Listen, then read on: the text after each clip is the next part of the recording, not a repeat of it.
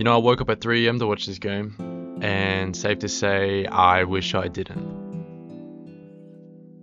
Milwaukee Bucks game 1 lose to the Indiana Pacers 98-117. Largest lead for Indiana, 28 points. This was by no means a close game. Giannis Antetokounmpo, 36 points. He finished 14 of 23 from the field, over 50%. 12 rebounds, only 1 assist. I'm not even going to mention the starters because they combined for 14 points, excluding Giannis. Taurean Prince, he was a minus 15. He shot a 3-pointer and that's it. Kyle Kuzma, he was 0 for 5 from the field. He played 22 minutes. He was a minus 24. Ryan Rollins had a good start. I was thinking he was going to have a good game. He was minus 13, shot 2 from 8. 1 from 4 from the 3. The Milwaukee Bucks could not get anything going. Offensively, they looked sluggish. On the other hand, Indiana Pacers got the movement they wanted. They got the shots they wanted.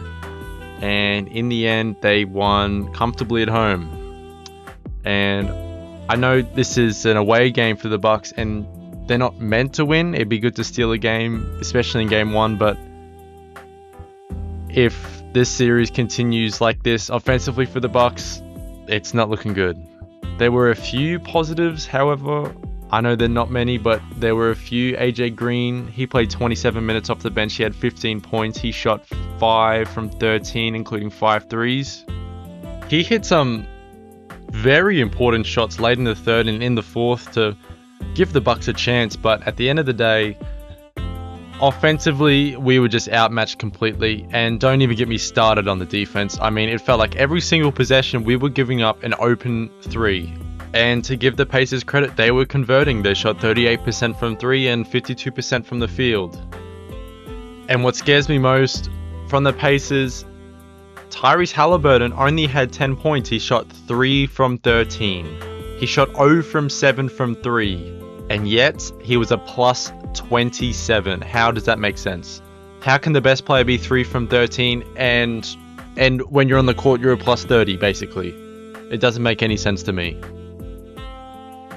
Pascal Siakam led the way for the Pacers. He shot 10 from 13, 3 from 5 from 3. He had 25, 7 rebounds, 2 assists, 1 steal and a block.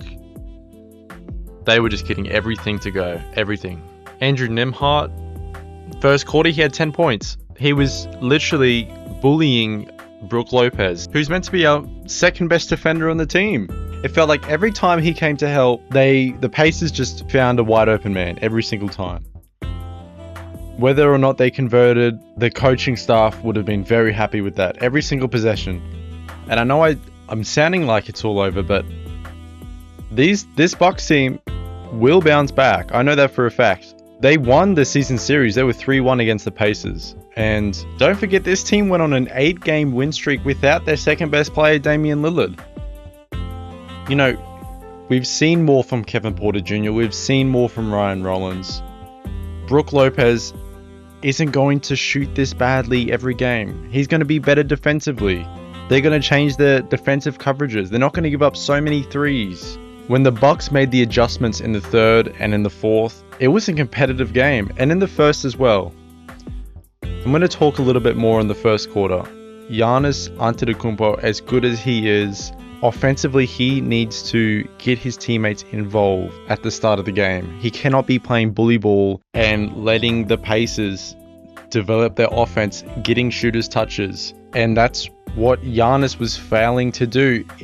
In the first quarter, there was not a single catch and shoot 3 made by the Milwaukee Bucks. That is so unlike the Bucks. Giannis is known for driving to the paint and kicking out to shooters. As I said before, Taurean Prince only shot 1 3. That is unlike him. He is used to getting so many more possessions where he's either getting it in the corner or getting it at the top, wide open shots. But Giannis, it felt like he was just driving in, getting fouled, and then shooting free throws the entire quarter. It was like nothing was getting going. And it's not Giannis's fault.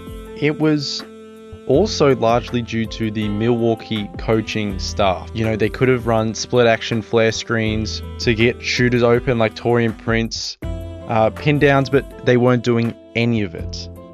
It felt like Giannis was in 2K trying to get his stats up. That's all it seemed like.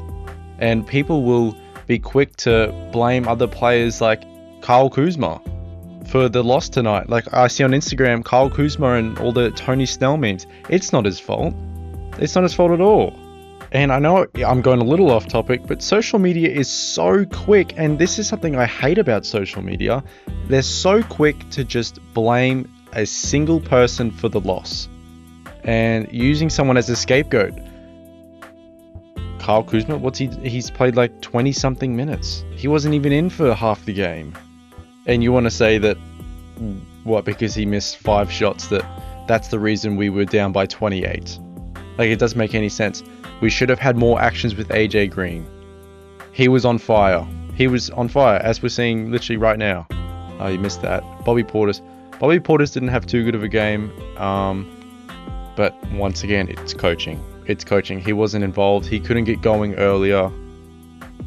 He had one mid-range shot in the first half, and that kind of seemed like it. You know, that's so unlike Bobby Portis. Where are the post-ups? He's a pretty good passer. I know he was missing some shots, but he couldn't get into rhythm earlier. Kevin Porter Jr., he didn't have too bad a game. He was probably the second primary ball handler besides Giannis. Once again, it just seemed like the coaching wasn't all there. That's what I have to say.